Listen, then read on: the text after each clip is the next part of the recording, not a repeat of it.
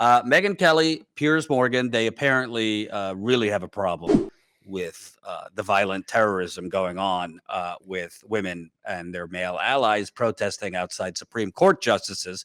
Before we get to Megyn and Piers, two peas in a pod, let's show you some of the coverage. This is footage we got last night outside of Justice Alito's home. Some of the protests that were going on. Let's play a little bit. No uterus! No say! No uterus! No say! No uterus! No say! No uterus! No say! Alito says coast through! We say hell no! Alito says coast through! We say hell no! Alito says coast through! We say hell no! Fuck the courts and the legislature! We are not your incubators! Fuck the courts and the legislature! We are not your incubators! In Supreme Court Justice Alito's leaked draft, he cites Sir Matthew Hale. Hale describes abortion of a quick child who died in the womb of a great crime, a great misprision. For context, but for those who don't know, Matthew Hale was a 17th century jurist who conceived the notion that husbands cannot be prosecuted for raping their wives. He sentenced women to death for being witches and those whose misogyny stood out even in his time. You could watch the whole video. It's up on the channel. So apparently Megyn Kelly and Piers Morgan don't like these kids out there. And, you know, older people too. And think apparently that is the equivalent of domestic terrorism. Let's hear Megyn and Piers. First of all, these are dumbass protesters, Piers, because according to the reports, Chief Justice Roberts isn't even in the majority in this draft opinion. He might actually already be siding with the liberals. We're not sure where he is. So they're just dopes, right? So they just go to the Chief Justice's home for actually no reason. Justice Kavanaugh seems to be part of the majority. So they go to his house. He's got two young daughters. No one cares. Let's go ahead and scare them. There are other protests planned, including we're told at Amy Coney Barrett's house. She's got young children, including a 10-year-old who happens to have Down syndrome. Great idea to go to that house and scare the child. No problem. So to me, it's disgusting. And it's actually deeply problematic because I think it's an open attempt to intimidate a court that's currently adjudicating a really important matter. It's obvious intimidation, or at least attempted intimidation. You can make a very strong case that it's actually criminal for that reason. It's not just a normal protest. And our White House here continues to shrug it off like, oh, protest is a good thing. This is really just a run-of-the-mill protest. What do you make of it? It's not a run-of-the-mill protest when you basically terrorize the senior judges of the country at their homes when they have young kids. That's a form of domestic terrorism that's going on. And you saw it in Wisconsin, I think, when an anti-abortion building was targeted overnight with a firebomb. It's completely outrageous behavior. So, let's compare, black and brown people peacefully outside the justice's home with tossing firebombs at a Planned Parenthood, because that's the same thing. It's beyond absurd. I also love, we should care about Brett Kavanaugh's two daughters who live there, but not, tens of millions of women whose lives are being threatened now. By the way, the people being threatened the most are poor women that can't afford abortions. Wealthier or more privileged people will find a way to get those services. But it's really incredible. And I got to tell you something.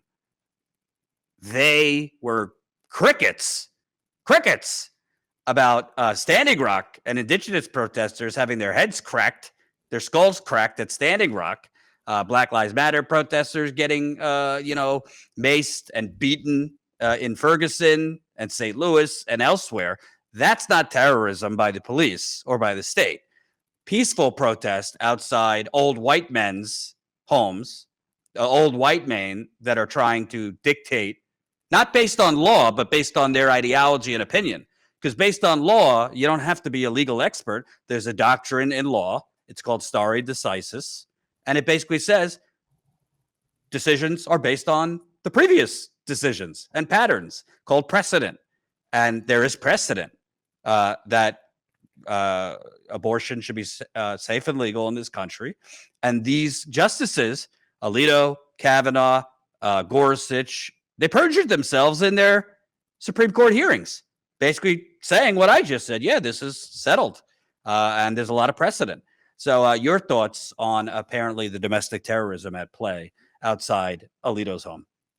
I mean, I'm not going to wade into the morality of things. Women's bodies are their bodies, but as far as protest goes, which is really what this is about, I find it humorous that the same people had no problem when the conservatives, took on the Capitol and so forth. I find it fascinating that it's always very situational. It's like partisan, games. Which team is? Oh, okay. Now we got to be upset about it. The fact of the matter is that the conservative Christians of this world, they really genuinely believe that abortion, because there's a passage in the Bible that says, "I knew you when you were in the womb," or "before you were in the womb," or something to that effect. So, and those people have a genuine belief, that they're right. That has nothing to do with the right to protest. It has nothing to do with the right for people to stand out there and be heard and to say, hey, listen, your laws are impacting my life. Your decision is impacting my ability to survive and thrive. So if they have a problem with that, they can go fuck themselves, quite frankly. I mean, that we are supposed to be supporting the ability to protest in this country. It is like one of the core things. If you believe the fake freedom we have, we are supposed to be able to assemble. We're supposed to be able to protest, and we should have a democracy that we feel like actually represents our views. I mean, SCOTUS and the Senate are very, very undemocratic institutions, extremely undemocratic institutions. Quite frankly, I think we should get rid of the Senate. And quite frankly, I see no real value in the Supreme Court. I think both of them should be gotten rid of. But as far as protest goes, I was telling people this way back when the January 6th stuff happened. Beware. You've created a situation by ginning this thing up too far, by over dramatizing your outrage over conservatives finally realizing what protest looks like. By doing that, you've now, in essence, put a gun to the head, and I've been using a lot of these gun to the head references today, haven't I? But a gun to the head, proverbially, of left-wing politics, of people that are fighting for regular people here. They've literally made it so that is going to be more and more and more clamped down on. Be ready. We did this to ourselves. Whoever was out there trying to gin this up did this to us, because now basic protest will always be, look, get them, go after them. They're terrorizing people. Well, also, there's another element here outside of the protests, which I completely agree with you. Why should Supreme Court justices have the right to privacy? Why? Yeah. I mean, and also, I think it's a good thing this was leaked. Frankly, I think it should be out in the open. The draft opinions, whether it's this or something with less stakes. Yeah, you could say devil's advocate. Well, they need to feel comfortable to share their opinions and this and that. No, they don't. Your opinions are impacting millions of people's lives, whether women's bodies or workers or whatever it is. I'm not advocating for violence, but if you want to be a Supreme Court justice, you don't have a right to. You shouldn't be harassed per se. But you don't have a right to never have a protest outside your home if you are setting decision not based on the law, because this is not about the law. They are literally reversing settled law based on ideology, and we know Kavanaugh's background and Coney Barrett, the Christian fundamentalists. So you don't have this right to privacy. Essentially, let's stop pretending that the Supreme Court isn't a political body. You have the same right to policy as politicians do. None.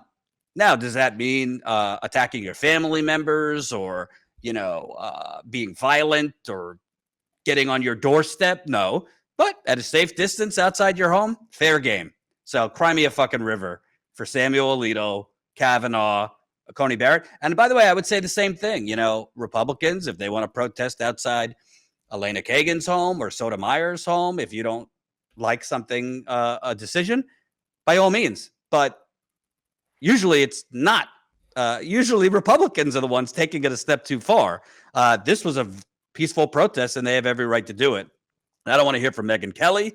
And by the way, CNN and MSNBC have been running with this too about, because they're the civility police. It's always, the civility. Well, I think it's pretty unfucking civil to threaten women's lives. I think it's pretty uncivil and violent to terrorize women. I think it's pretty uncivil to create situations where you're going to have back alley abortions like the good old days, and women are going to die. That's pretty uncivil. That's pretty violent, and that's terrorism to me. And you want to know something? I don't want to get all religious. Listen, pro-life movement, I'm sure some of them genuinely believe it. They don't seem to give a fuck about school children being mowed down in schools. They seem to care very much about life in the womb. Once you're out of the womb, go fuck yourself. So that's why I have a problem with the whole pro-life movement, because I'm not religious. You know, I do understand there's some religion behind it, but why is life sacred in the womb, but you don't want to call for any tighter gun control when children are being massacred all over the country? You don't seem to care, for COVID protections for children that can't get vaccinated. So there seems to be a little inconsistency about life and what stages of life we need to protect. Well, let me just say this for the record. The reason why women get abortions, there's many reasons, obviously, but one of the overarching reasons people have abortions is because their economy sucks. There is no light at the end of the tunnel. There is no good work out there. There is no childcare. Childcare, it's like $2,000 a month for a kid to go to childcare. You better make a freaking fat stack of cash to be able to afford childcare. And then all the other things that go with that. This is not to say you shouldn't have kids. This is just to say, if you care about children, you create an environment and an economy, etc., that makes it flourish. Otherwise, you are literally hurting people. And I can't state this enough. This is why fascism rises up.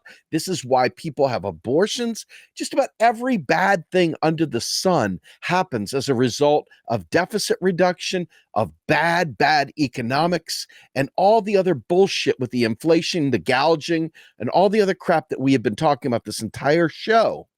This is what it nets to. I mean, I didn't realize these two would work as well together as they are. But the fact is, folks, you have an economic problem that is generating a social condition. This social condition creates the battlefield. But the reality is, if you go back further and you stop getting sidetracked and you stay on the goddamn economic train and fix that, the downstream effects of that fix way back at the root will change the world immeasurably. Immeasurably. We got to stay focused on that. I'm telling you, that is the cause for this stuff. Thanks for watching, and make sure to tune in to Status Coup's daily live stream Monday through Thursday at 5 o'clock Eastern Time and Fridays at 4 o'clock Eastern Time.